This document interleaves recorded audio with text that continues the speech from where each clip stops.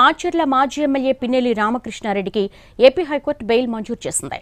Nellore sub జైల్లో 59 రోజులుగా remand ఖైదీగా ఉన్న పిన్నెల్లికి 2 కేసుల్లో బెయిల్ ఇస్తూ ఏపీ హైకోర్టు ఆదేశాలు జారీ చేసింది. దీంతో పిన్నెల్లి నెల్లూరు జిల్లా జైలు నుంచి విడుదల కానున్నారు.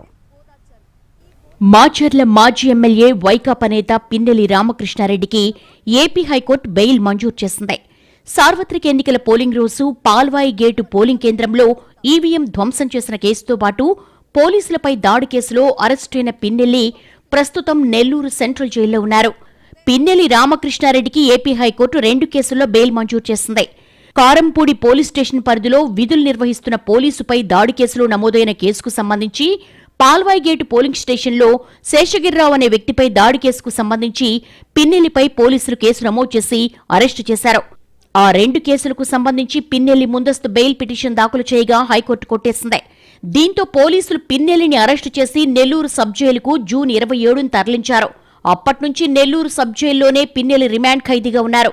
ఏపీ హైకోర్టులో పిన్నెల్లి 2 కేసులకు సంబంధించి బెయిల్ పిటిషన్లు దాఖలు చేయగా విచారణ జరిపిన న్యాయమూర్తి తీర్పు రిజర్వ్ చేసి ఇవాళ బెయిల్ మంజూరు చేస్తూ ఆదేశాలిచ్చారు. బెయిల్ మంజూరు సందర్భంగా హైకోర్టు పలు షరతులు విధించింది.